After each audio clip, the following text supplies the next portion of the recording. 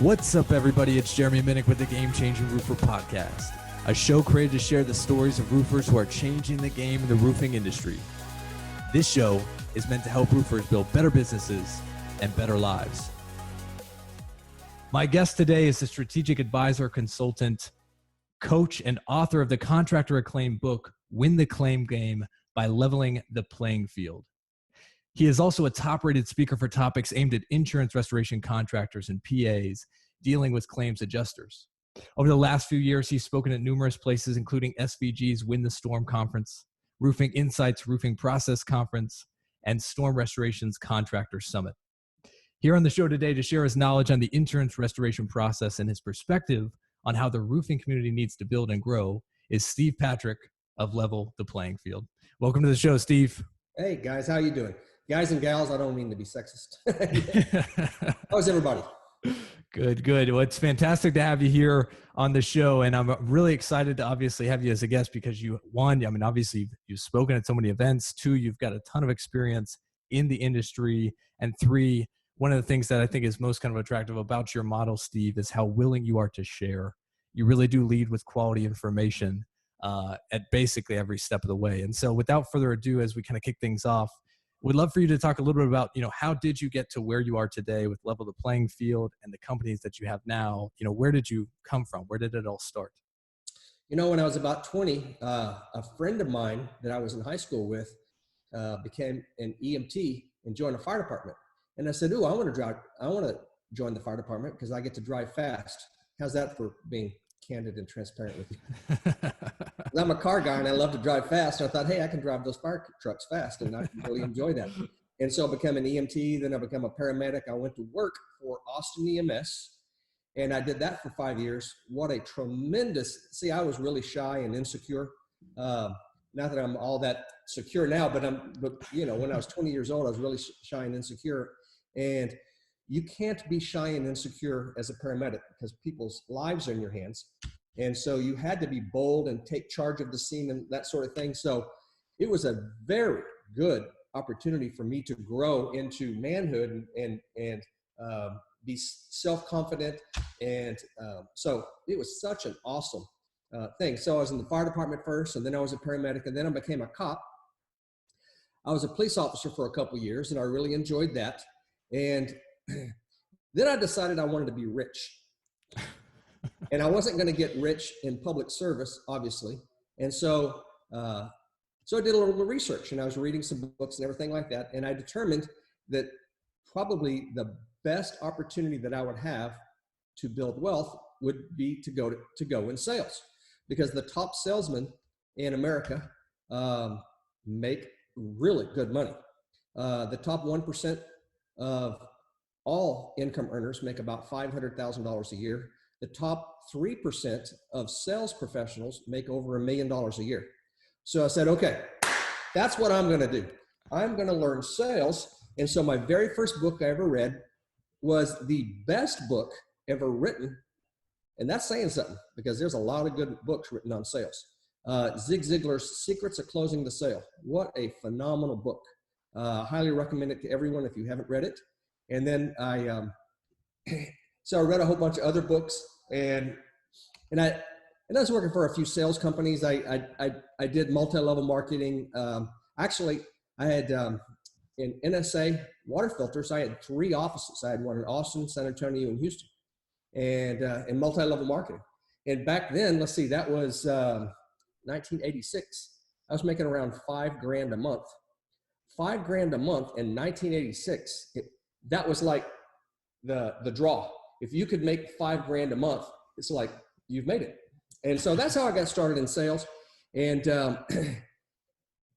how I got introduced into construction is I was selling those point of sale credit card machines. You swipe the card and then so I would go to businesses that didn't have one of those credit card machines, and I'd say, hey, you need one of these credit card machines so you can take credit cards from your customers instead of cash or check only. And so and the thing about it that was really cool is every time one of the customers swiped their card, I got a small cut, residual income. And I was building this residual income. And so I went in Plano, Texas, which is a little city outside of Dallas, and not so little. And I met a construction company, and the guy says, no, I don't need a credit card machine. I've been doing it without a credit card machine for 30 years. And 30 minutes later, he had bought 2. And he goes, man, you're a decent salesman. I'd like to hire you to sell construction. I said, no, man, I got the best gig going. Every time someone swipes a card, I get a residual income, and that's building. About 2 weeks later, the bank that I was working for sold out to another bank, and the new bank says everyone starts at 0 again, and you lose all your residuals. And I said, I could have been building this for years, and you pulled the carpet out from under me. So I went back to that construction company. I said, hey, is that offer still on the table to work for you? And he goes, you bet. So a hailstorm had just happened in Little Elm, Texas, which is actually not far from where I live now in Frisco. And so that guy really, he understood the storm restoration business very well. He understood insurance companies, and he understood the appraisal process really well. And he taught me all those things. I'd still be working for half, except that this guy was a serial liar. He would lie to my customers. My customers would catch him lying, and they would come to me and say, hey, the owner of your company is lying to me.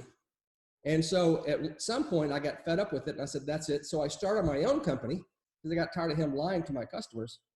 And one of the things I learned is either a man will lie or he won't. And this guy definitely would. And so I started my own company. I started out as a roofing company, and I very quickly realized that since I wanted to pick up the general contractor's overhead and profit, that I surmised that it would be a lot easier to pick up the GCO&P if I was a general contracting company rather than a roofing company. So I formed Steve Patrick General Contracting. And one of the guys that worked for me, he persuaded me to join with him and start Cornerstone General Contracting. That company still exists. Chris still runs it, and it's a custom home building company now.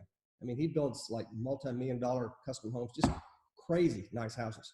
But we started out as a little, storm restoration company here in Dallas, Texas. And we both went and got our adjuster's license, not because I ever wanted to be an adjuster. I never wanted to go in construction, to be perfectly candid with you. But we got our adjuster's license because I figured that when we got on one of those borderline roofs and you're up there with an adjuster, if I could pull out my adjuster's card and said, hey, I'm an adjuster too, that there might be a better chance of them buying the roof. And it actually worked back then. This is 20 years ago, 15 years ago, 20 years ago, something like that. That worked back then. And I don't know that it would work now, but it worked back then. And so that's why I had my adjuster's license. And then all of a sudden, in Dallas-Fort Worth area, we always have hail and wind. I mean, although not this year, but back then, we had a 2-year dry spell where there was no hail and no wind. I mean, we were doing kitchen and bathroom remodels. That's how slow, when you're working on the interior, because you could be stuck in there for 2 or 3 weeks working on a kitchen or something. Right. And so, I mean, we were sucking wind, and all of a sudden 3 hurricanes hit Florida at the same time. And the last one that hit was Hurricane Ivan. That's the one, and my business partner, Chris, says, hey, we got our licenses. We're sitting here with no work. Why don't we go work the hurricanes? And I go, oh, that's a good thought. I had never, ever desired or even thought about being an adjuster, ever. And all of a sudden, so I meet with them, I get 100 claims, and I'm out there running the Hurricane Ivan claims. And as soon as I got done with the wind claims, then I went up on the Northeast because Hurricane Ivan went up the East Coast, and I did a bunch of flood claims primarily around Pennsylvania. And so that was my introduction into claims adjusting. And then I worked Hurricane Katrina, and I was field training adjusters in Hurricane Katrina. I worked Hurricane Wilma. In between Katrina and Wilma, I started my own. I noticed that adjusters were very poorly trained. I said, well, build a better mousetrap. So I started my own claims adjuster licensing and training school called CIA Training Academy. And I figured, well, I'll train them how to properly scope losses because they're abysmal at that because I don't know what they're doing. And it's even far worse now than it was, 15, 20 years ago. And so I started that school. And I was running it for a while successfully. I really love teaching. I mean, that's my gift. God gave me the gift of teaching. It just makes sense to me. And so I was doing that for a good long time. I was running a whole bunch of appraisals.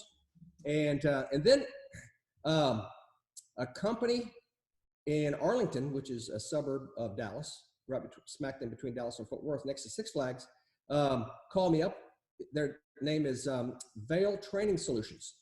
And they said, we want you to come and teach. They're the oldest and most prestigious claims adjusting school in the world. And we want you to come and teach at our school. I go, wow, that's pretty cool. So I went and taught there for a little bit. And then I read a book. The book that I read is, Deny, Delay, Deny, Defend. That's the name of it. Delay, Deny, Defend. And it tells the story of how the insurance companies on purpose, put on boxing gloves and fight the consumer. That's hardly good faith, is it? I mean, the only thing that makes property insurance work is for the insurance industry to operate in good faith and fair dealing. And they're not doing such a great job of that nowadays. I try not to be jaded, but in the appraisal, we do lots of appraisals, which is alternative dispute resolution. And we see on a daily basis, the insurance industry making very small offers to settle claims. When we come in, they'll offer $5,000 and we'll come in and we'll do a full-blown proper appraisal and it'll come in at $35,000. $5,000 versus $35,000. That's quite a significant difference. And so like I say, I try not to be jaded, but man, some of these things that the insurance industry is doing right now is very concerning.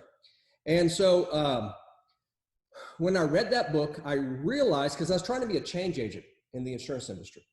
And so I was trying to teach the adjusters how to properly scope losses.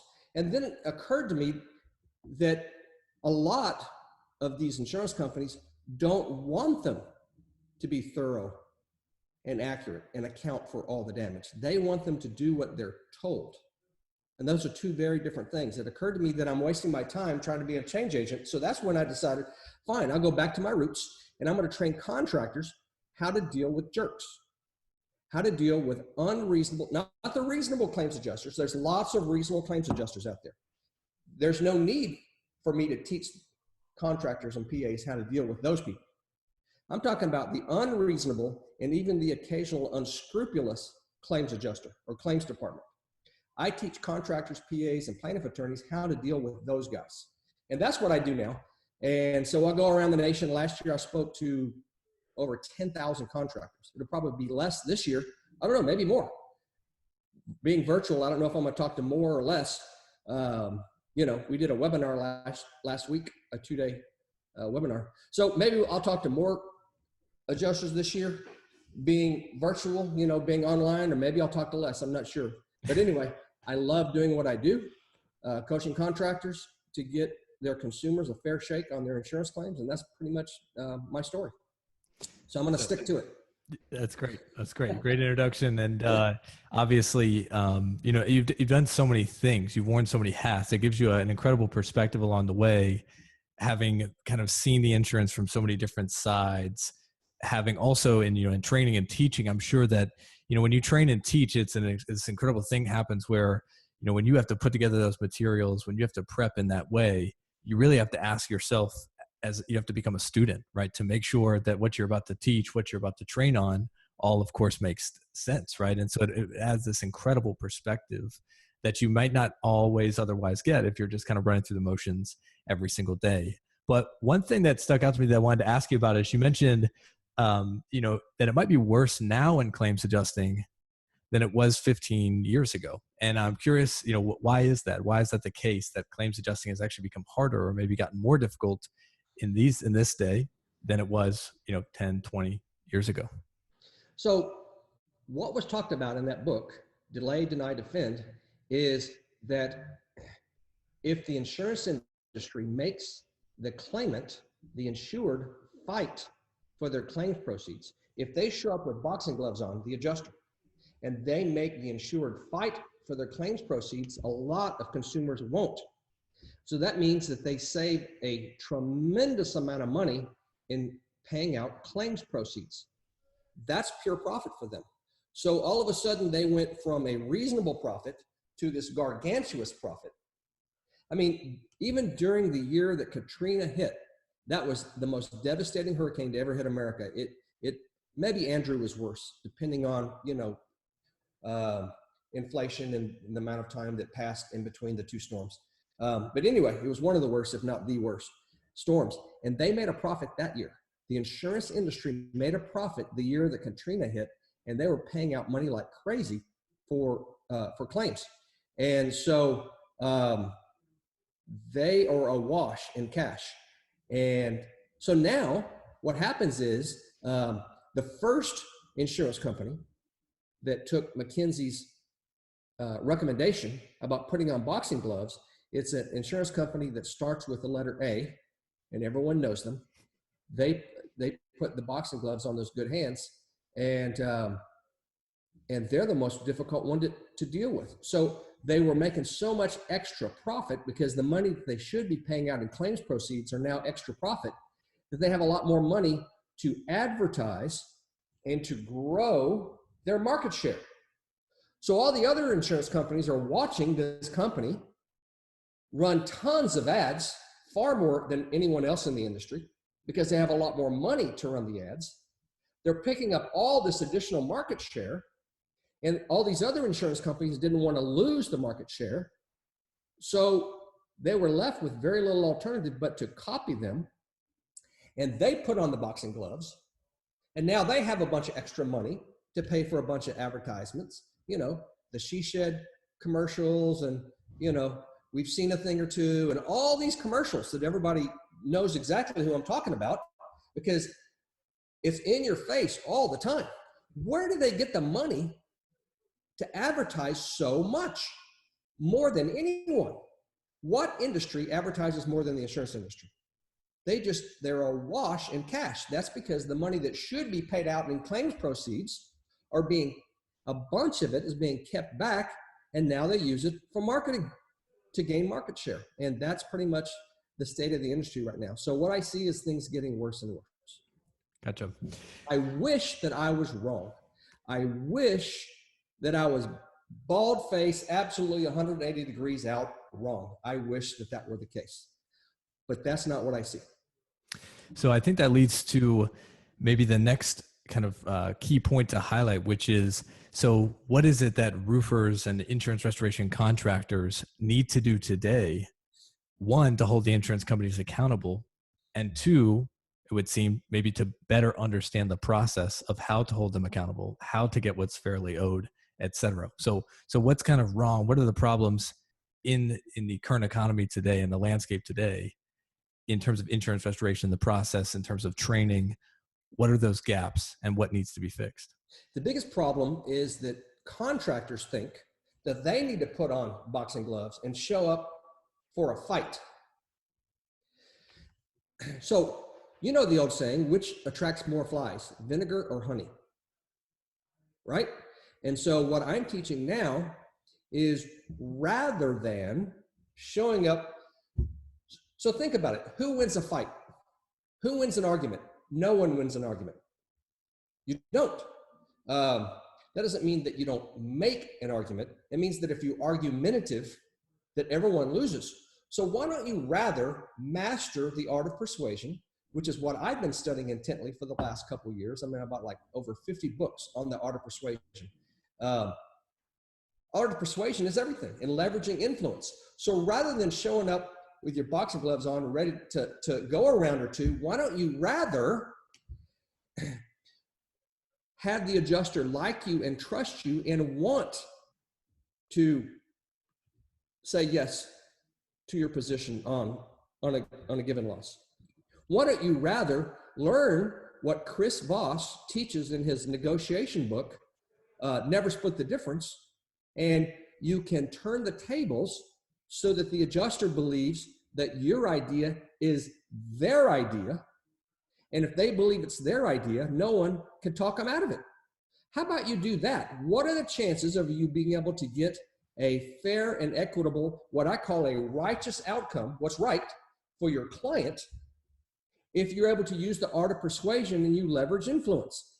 I mean, everyone knows in sales, people buy from people that they know, like, and trust. Isn't this a sales presentation when you're meeting with the adjuster? Aren't you trying to persuade them to give you a yes, just like a prospect? So if they like you and trust you, how much greater chance of them agreeing with your position on the proper means and method to repair Mrs. Jones's house? So that's the biggest thing. And so that's the primary thing that I'm teaching is a complete mind shift. It's a mind shift. And because because the ones who are doing what I'm teaching are getting spectacular outcomes. One, I'm also curious too, have you seen Chris Voss, I think just recently produced a master class. It's kind of a program online. Have you watched that course? I joined it. Yeah, excellent. In fact, I'm going to go as soon as they allow, no one's doing seminars. I mean, I should be doing seminars right now, and I'm not, because they don't allow groups of people to get to gather and congregate like that.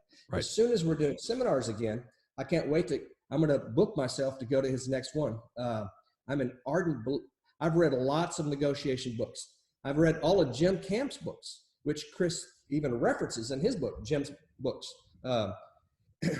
Nothing compares to Chris Voss. I mean, the guy was the international FBI negotiation hostage negotiator for the entire world. So if some American citizen was kidnapped and they're being held hostage anywhere in the world, Chris and his team would go and negotiate and get them out. I mean, that's a pretty good resume. And I've studied his book. I've studied through it 3 times now. I didn't say I read through it 3 times. I studied through it 3 times. And there's a difference, by the way.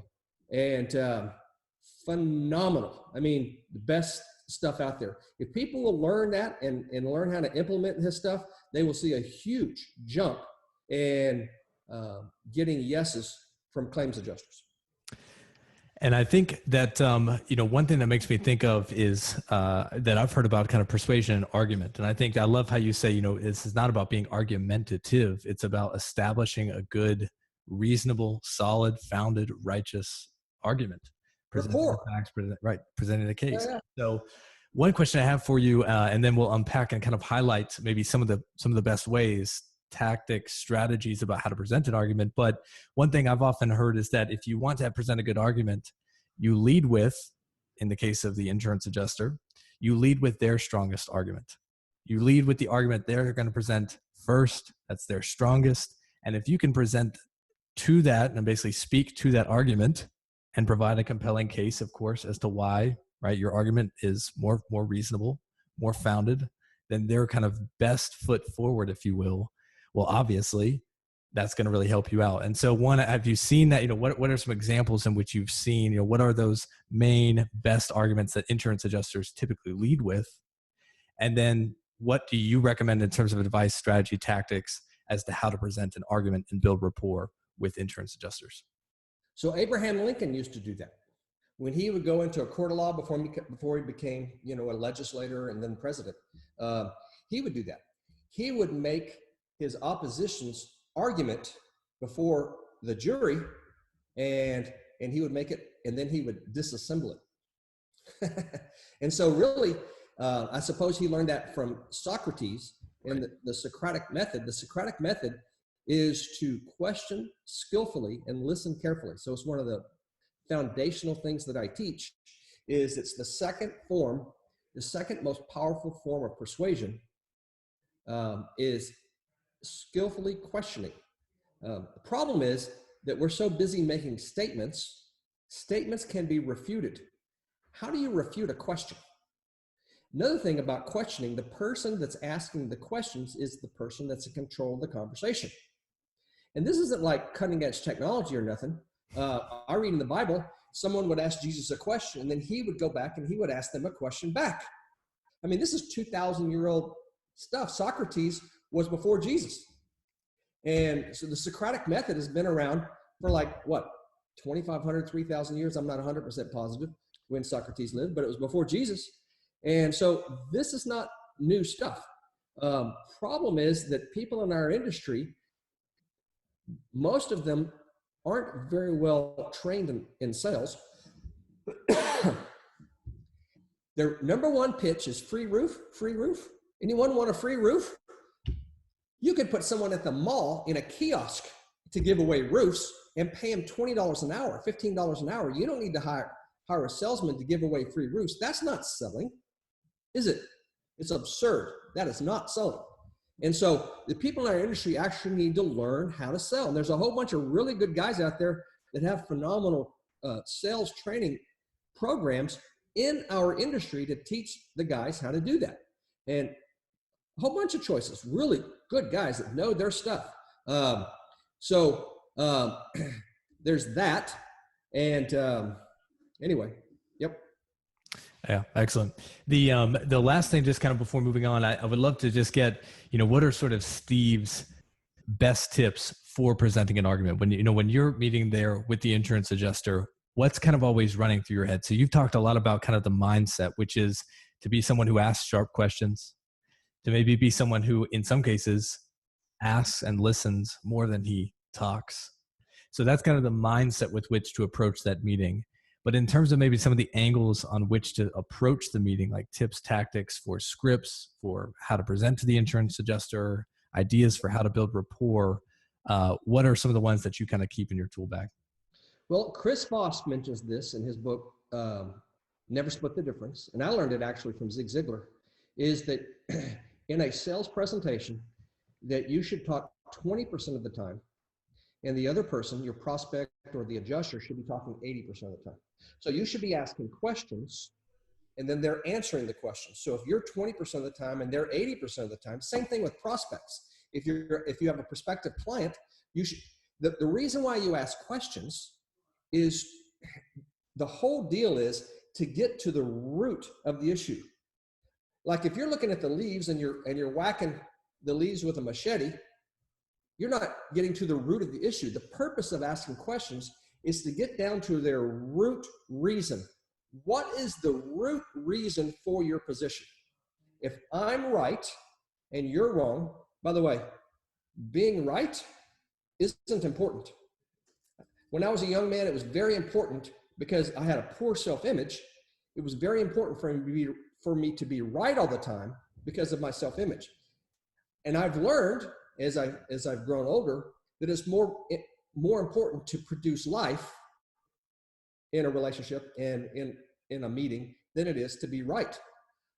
I would rather them think I'm wrong and them agree with me, agree with my position. Right. Why do I care what they think of if my position is right or wrong, as long as they agree to it? Right. So there's that. And so, I lost my train of thought. Well, it's a good pivot and segue into, so those are some of the tips and tactics, and we'll return, I think, to that as we kind of go through this, but that might be a good segue into, you mentioned that feeling right, that desire to feel right, the desire to be argumentative, other aspects kind of maybe of the culture in roofing and restoration in the contractor world.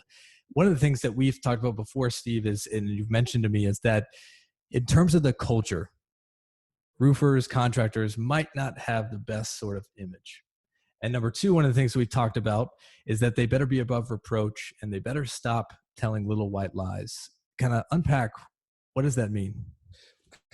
So who's ever been in a relationship with a liar? Did you stay in that relationship long term? Of course not. Why not? Because you can't trust the person.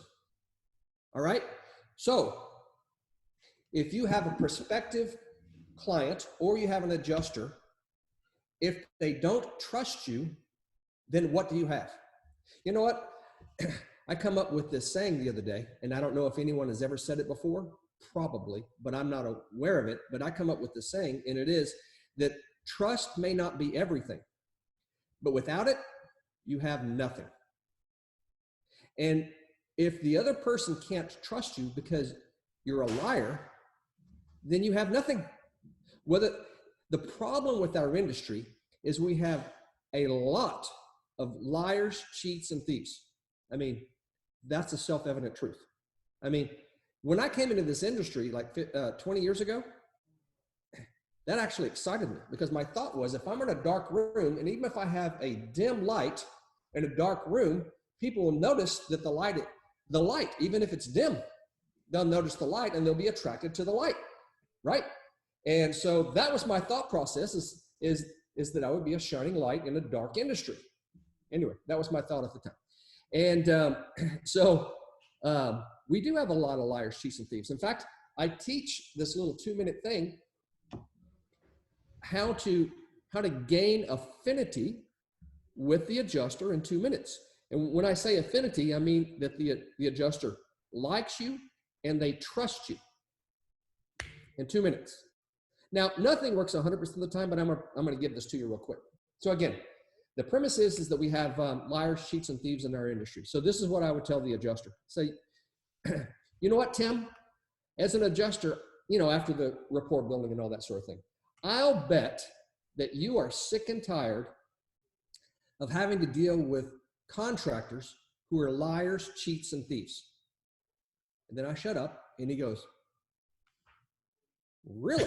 Well, I've never met a contractor like you before. As a matter of fact, I am sick and tired of dealing with liars, cheats, and thieves. And I would say, you know what? You deserve better than that. We as an industry should do better than that. I mean, it's not right. We should be above reproach, like you guys. So, and then I would follow it up with this. By the way, as we do this site visit on this property, if I happen to ask for something that's outside the realm of your authority, because I know no adjuster has ultimate authority. Heck, President Trump doesn't have ultimate authority, right? And so I know that there's probably going to be some things that might be outside the realm of your authority. That's cool. If I happen to ask for something that's outside the realm of your authority, just let me know. And we'll go on to the next thing on the list. And then I would circle that's the thing I want to take up, the chain of authority, And so in less than 2 minutes, I've got affinity. He likes me and he trusts me because he goes, wow, this guy, he's really different than all the other contractors I've ever met, right? And all of a sudden, now I make it easy because, authority is a big thing. Well, I don't have the authority to say yes to that. I don't have the authority to agree to OMP. Well, that's cool. I'll just make a circle and go on to the next thing. And so I've already established that. So it's easy for him to say, let's go on to the next thing. Awesome. We'll just go on to the next thing. I mean, why would you waste your time trying to get someone to say yes to something that he doesn't have the authority to say yes to? It's a waste of time. Right. And so it takes less than 2 minutes to say that. And again, nothing works 100% of the time, but that can be a very effective thing. Adjusters will know if it's coming from the heart or if it's a tactic from your head. People can tell their BS meter is going off.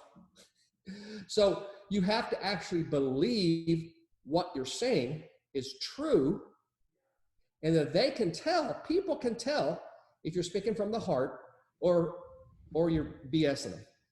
Right. I mean, we're so overloaded with marketing and everything nowadays that our BS meters are finally honed. And so make sure that you're being genuine if you're going to be using that. Right.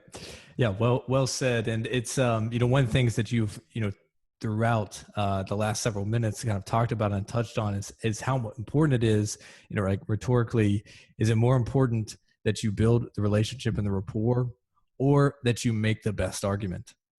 And obviously the answer is, well, it's a little bit of both, right? Because if you have a terrible argument, but you care a lot and the insurance adjuster knows that you care a lot, et cetera, but your argument's awful, well, obviously that's not going to hold up. That said, on the flip side, if you have the greatest argument, but they hate you from the minute that they, you stepped out of your truck and they stepped out of theirs, it's all over. And so it's a combination of both. But I think the point you're trying to make, obviously, is that what comes first in priority, first in sort of timeline, is building that rapport, building that relationship, making sure they know that you respect them, and you're not just sort of walking over them to the next appointment. And how have you seen that play out in the industry? How have you seen in your personal interactions how important that is? Again, the saying that I come up with a few days ago: trust may not be everything, but without it, you have nothing. So if the adjuster doesn't like you and trust you, then the chances of your argument falling on a friendly ear are very remote. So probably about 15 years ago, I was going to go meet an adjuster on a borderline roof. It was borderline. And I figured, well, if we can get this thing bought, at the time, I think I remember that money was tight, cash flow problems, whatever the case may be. You have a business and that's just the way it is occasionally. And so I was going to meet this adjuster on this borderline roof. And I just had a sense that the Lord was telling me to say nothing. Don't try to make an argument. Don't do anything. Just be friendly, smile, and just stand there and say nothing. Well, that was very counterintuitive to me, because I'm a talker and I like making compelling arguments to persuade people and things of that nature. Right. So in this thing, I'm standing there and the guy's looking around. He's going, no, I just don't see it. I'm looking and I just don't see the damage. And I'm going, I'm keeping my mouth shut and, right? And no. Then all of a sudden, like there was just like this switch and this change, and he goes, well, all right. And he starts circling stuff and he bought the roof. And see, it was the Lord teaching me something. He was teaching me not to rely on Steve, but to rely on him. And this was the perfect example, because how could I rely on Steve if I said nothing? Right. Right. And so, and he bought the roof. I mean, it was like someone flipped a switch. Well, I know who did it. Flipped the switch, right. Complete change, bought the roof. Boom. And I said nothing. But you know what? Because I had rapport, he liked me and he trusted me. I'll give you another quick example. So a bunch of years ago, an adjuster there was like 2 wind turbines or 2 turtle vents. I can't remember, 2 wind turbines, I think.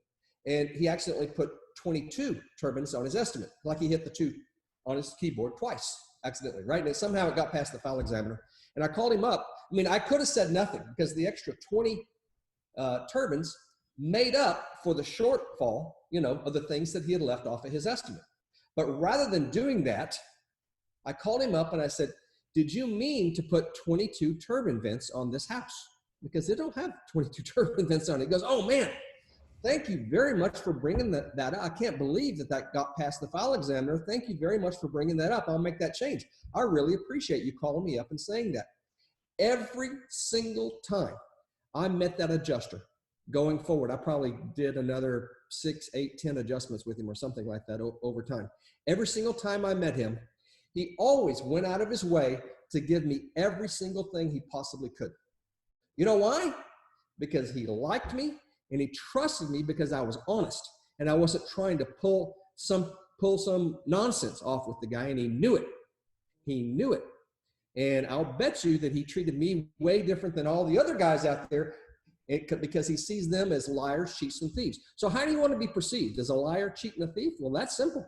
Anyone could do that. That doesn't take any effort. But if you want to be seen as a man or woman of integrity, of character, that you're above reproach, you're always going to do the right thing, no matter what it costs you. Now you've set yourself apart from society, really. And right. It's easy for people to like you and trust you because you're trustworthy. It's pretty simple stuff. I mean, this right. Isn't like, oh, wow, what revolutionary things. It's like, to lose fat, exercise, and eat right. It's not like this is some groundbreaking thing. Right. It's simple stuff. The problem is that we're lazy and we take the shortcut and we'll tell a little white lie and we justify that as, well, you know what? It was a little white lie. Well, what's the third word in the phrase little white lie? And you know what? I was the biggest liar in the room. I used to tell whoppers. I mean, I was just a terrible liar. When I say terrible, I mean, I was actually good at it. It's nothing to brag about. And then one day, I just got such a belly full of it, I decided that I'm not going to tell another one. I mean, it's like draw a line in the sand. I'm never going to tell another one, no matter what it costs me. I highly recommend people do that. Draw a line in the sand and never tell another one. The insurance company has nothing on you. There's nothing, there's no accusation they can bring against you, not a valid one, not a legitimate one anyway, because you take all the bullets out of their gun because you're above reproach. Right. It's such a simple thing. And a lot of people are doing that in our industry. And so anyway, good stuff. Curious, Steve. So you drew a line in the stand. That was the day. And, you said no matter what it costs you, but quick question to you would be, has it cost you anything? Oh, absolutely. It's cost me business. So I had this big company in Dallas that I've been doing appraisals for them for years, and they wanted to control me. They wanted to dictate what I thought, said, and did, which in appraisal, we have to be independent. And the very definition of independence is that someone else isn't telling you what to say, think, or do, right? And these guys wanted to control what I said, think, and they brought me lots and lots of appraisal work, and I had to fire them. I had to no longer work for their company because I had to be above reproach. Right. And same thing with insurance companies. I had the very last appraisal I did for an insurance company was with County Mutual. I don't mind calling them out. And it was a fire. And I had agreed to the smoke damage inside that house fire. And the adjuster started grilling me, which they're not even supposed to do that. He started grilling me, why did you include smoke damage in this appraisal? Because it existed. And they never used me again because they couldn't control what I thought, said, or did. Right. And so that cost me business. Right. But you know what? I only have one good name. And if I sell it, I have 3 sons, and I taught them this, when they were like in middle school. You only have one good name, son. And if you sell it for a lot, like millions, because you don't have a good name anymore. It's gone. You sold it. So make sure you get a high price. If you're going to sell your good name, make sure you get a high price for it. Right. Honestly, right. Yeah. That's not one of Steve's tips, I don't think. Yeah. They grasped what I was saying. Well, excellent. And I think that again provides kind of a nice transition to one of the things you've talked a lot about at different conferences and different settings is as you try to kind of pick up the industry in general, try to raise everybody up, call them to action, call everybody in a sense, ethically, culturally to be above reproach, but also even just in terms of, taking their business seriously. As you've done that, you've talked a lot about just the failure rate in the roofing and kind of contracting industry. Talk a little bit about that. Why is it so high? Again, what are the problems that exist that are creating that large failure rate? Well, I highly recommend that you guys get the book and study it, Markup and Profit by Michael C. Stone. Stone has been a contractor for 53 years. Most of you guys aren't 53 years of age. The vast majority of you are not. 3rd generation contractor. His dad was a contractor. His grandfather was a contractor. What a pedigree. The guy has helped thousands of companies, literally thousands of companies over the decades that were on the brink of bankruptcy become highly profitable, right? So I highly recommend you study his book. On page 9 of his book, it says that restoration contracting has the highest failure rate of any business in America. The first year, 35%, like 1 out of 3 contractors fail at the end of year 1. Something like 57% fail by the end of year 2, and 74% fail by the end of the 3rd year. 3 out of 4 are gone in 3 short years. And he says, and then on page 7, he lists the top 5 or 6 reasons for that. And reason number 1 is the cash flow problem, not charging enough for their work. And he goes into great detail about raising your prices. And people are afraid that if I raise my prices, I'll lose business. Not if you learn how to sell, you won't. Learn how to sell. Invest, make an investment. I mean, you have some downtime right now because of the COVID-19 nonsense. So make the investment in yourself and hone your sales skills and learn how to sell. And so he's a good one to learn from. And so the highest failure rate of any industry in the US, that's very sobering. It's because we don't know how to sell. That's the reason. Right. Just curious as well, you mentioned this a little bit twice, and I don't know if you're kind of allowed to give endorsements in this way, or if you just naturally kind of refer them, but you mentioned these sales programs, some of the great minds to read. You've already mentioned a couple of books, but where can people listening to this show right now go to learn how to sell? Jim over at Contractor Coach Pro, he has sold $100 million in products and services in his life, and he's like 40. He may not even be 40. I think he is 40. I mean, how many guys do you know that sold $100 million in products and services by the age of 40? A scant few. So he is highly skilled, and I can't recommend Jim. He's a man of integrity and character. He's a really good guy. Let's see. Master Closer. He has a really good program. That's Dale Childress, right? Yeah, you know Dale? Dale's a great guy. He really knows his stuff. He's got a great program. Anthony over at SVG, especially with his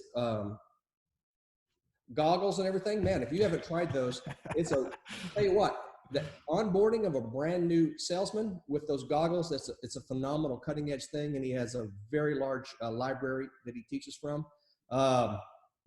Let's see.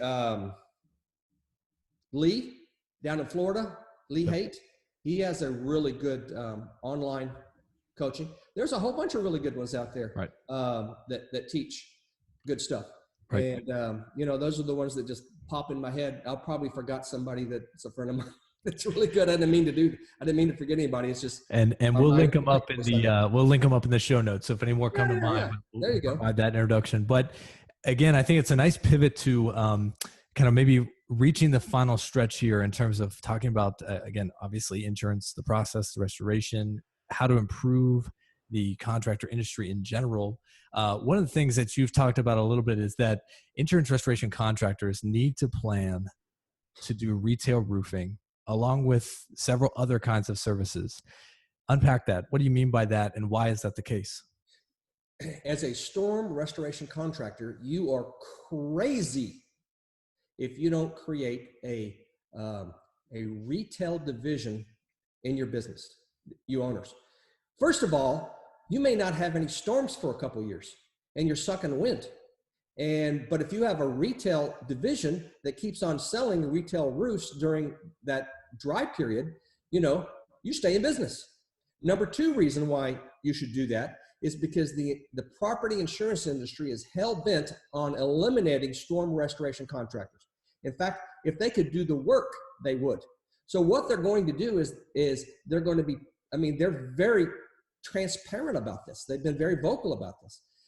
Their goal is to eliminate storm restoration contractors, essentially, and have every single insured, every one of their claimants use one of their MRPs, one of their preferred contractors, because the preferred contractor is not going to bite the hand that feeds them. They're not going to insist on proper scope. They'll be willing to do substandard construction, mediocre roofs, piecemeal roofs based on the adjuster's paltry scope, because they get fed like dozens and dozens, if not hundreds of roofs, and they think that they can make up for it in volume, and they can't. They're going to go out. They're going to be one of the companies that go out of business. But the insurance industry doesn't care. What do they care?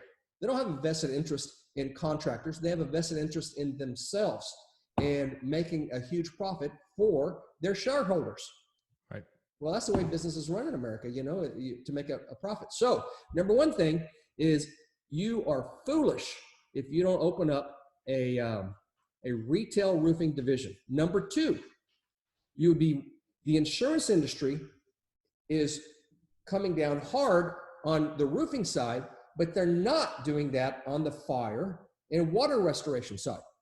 So you would also be smart, very wise, to have a fire restoration side and a water restoration side.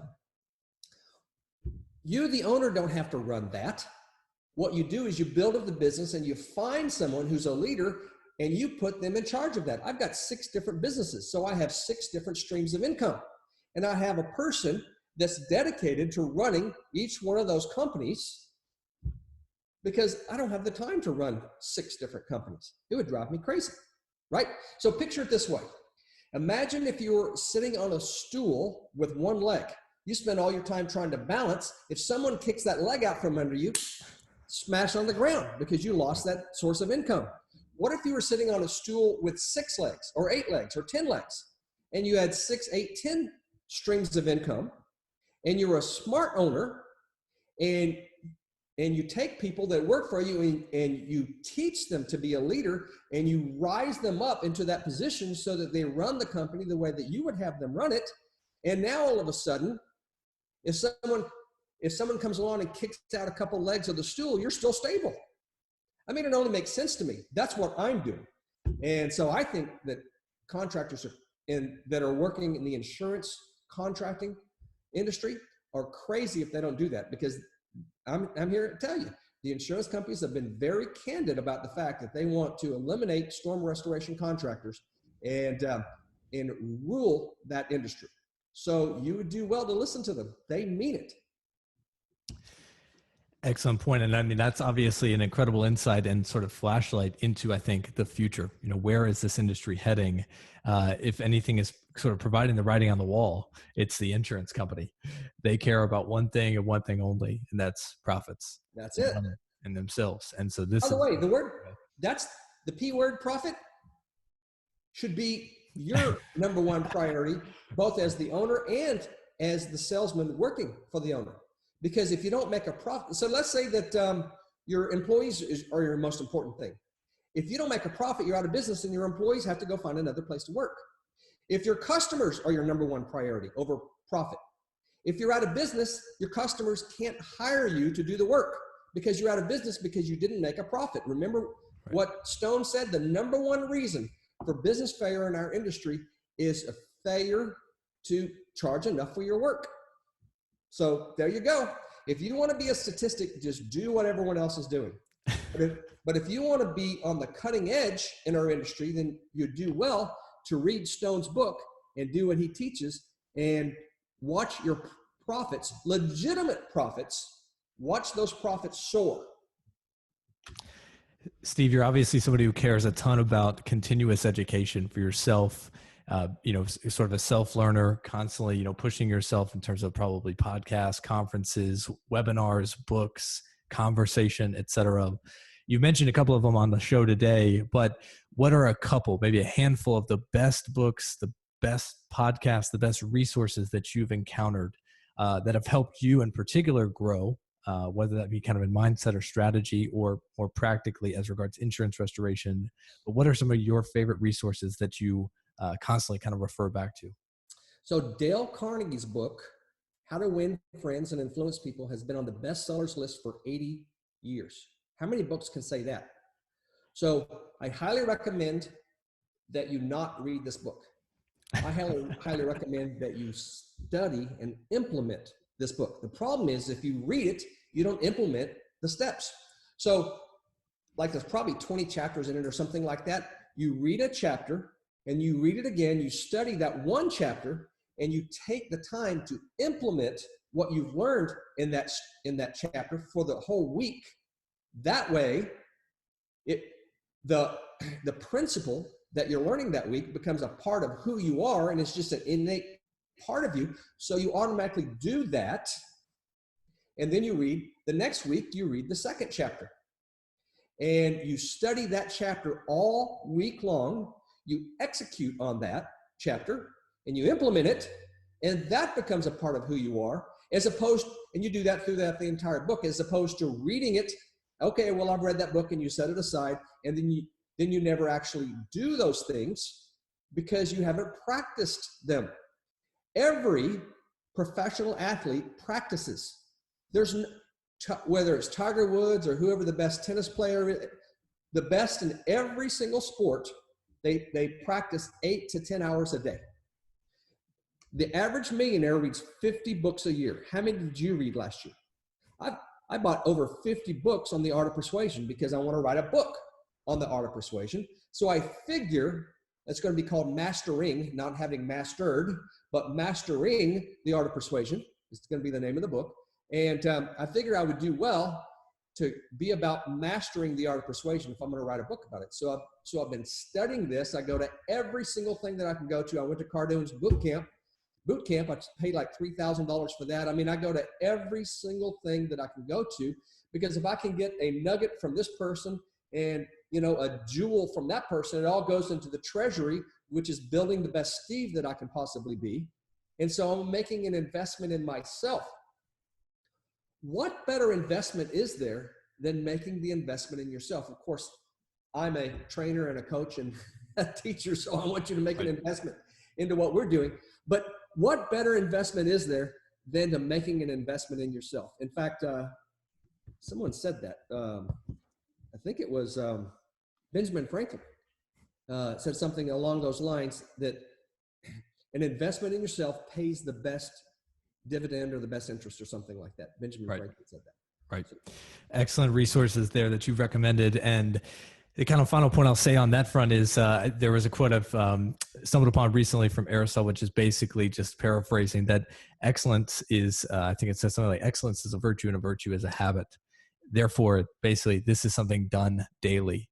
And that's something that I think, for many of us, right, for all of us, we're constantly trying to remind ourselves, this needs to be done daily. If it's going to become a part of your life, it's going to become part of Steve or Jeremy or anyone else, your name inserted there into the show, it's got to be done daily in the same way that an athlete practices daily, that repetition over and over and over. And that's what you're obviously gearing towards when you're talking about studying a book versus just reading a book, is to put it into action on a day in, day out basis. The final thing sort of here, Steve, obviously you've shared a ton of insight into insurance restoration. You've shared a lot about kind of the culture of insurance restoration contractors and how we can improve it, how we can sort of a rising tide raises all ships, how can we improve this industry? And ultimately you've shared, again, some highlight and sort of flashlight into the future as to where this industry is heading. If people want to learn more about you, Steve, connect with you, learn about your businesses, where should they go? So the easiest way to connect with me would be on our Facebook group. It's much like a forum, and it's free. And we have like 9,500 contractors and PAs. Like 95% of them are contractors, and you got some PAs and plaintiff attorneys on there, and a few other folks. So you can join our Facebook group called Level the Playing Field for free by texting the word forum, FORUM, to the following phone number, 214-496-5182. Again, you just grab your phone and you would text that just like you were texting the word forum to a friend or whatever, only you're texting it to this phone number, and then you get a return text, you tap on that, and then you answer a couple questions, and you're a member of the forum. We have to let you in. It's a private forum. We don't let jerks in. And if we find out that we accidentally let a jerk in, we'll kick them out. There's a few jerks. I mean, 9,500 people, you're going to have a few slip in. Also, if you'd like, I have a book that I wrote for consumers, contractors, PAs, and plaintiff attorneys. The first half of the book is for consumers. And so you can use it to teach consumers about the nonsense. Sometimes they come up with these harebrained schemes and nonsense about how they're going to profit from a claim, and they're going to get 3 bids to sue can save the insurance company the most money, all that nonsense, right? So you can download an ebook version of my book for free by texting the word ebook, no hyphen, just 5 letters, EBOOK, to the same phone number, 214-496-5182. You can download the PDF. If you want to go to Staples or Office Max, Office Depot, wherever, and print a physical copy of the book, you can do that. It is copywritten, so if you have one of those companies has a problem, All you have to do is text me. My number is 214-244-2639. Text me and say, hey, I'm trying to get the book printed. They're giving me a hassle about the copyright. I'll just text back my driver's license, and you can call me and I'll talk to the guy, whatever, and he sees my driver's license, sees it's my name, boom, you shouldn't have any problem. I've done that a few times. So again, my number is 214-244-2639. Yep. Fantastic. And I think some other places, obviously, to keep an eye out for Steve. Again, you're very active in terms of the speaking circuit at conferences, things like that. So, join Level the Playing Field, and there in that Facebook group, I'm sure you'll be able to, anyone listening to the show can keep up with Steve and where he'll be headed next as he goes through the next kind of speaking places, or potentially even online with webinars and trainings. Steve, thanks so much for your time. It's been a pleasure having you here on the show. And look forward to chatting again soon. Oh, I want to share 3 things real quick at the end. Excellent. Fire away. 3 companies that are specifically designed to help contractors, and even the first 2 companies helps PAs and plaintiff attorneys as well. So the first company is LP Loss Consulting. It is an insurance appraiser company. So we have a bunch of appraisers that my business partner, Tony Rugas, and I have trained. Tony's been in this business 48 years. He's the one that trained me. He's forgotten more than I know. And so he and I have trained these appraisers. So if you have a claim where the insurance, the claims department is giving your client a hard time as to the amount of the loss, appraisal may be an excellent choice for you. It's not a silver bullet, but it could be an excellent choice. So if you have one like that you think that you'd like to find out more about appraisal, couple things. One, you can call me. And that number, again, is 214-244-2639.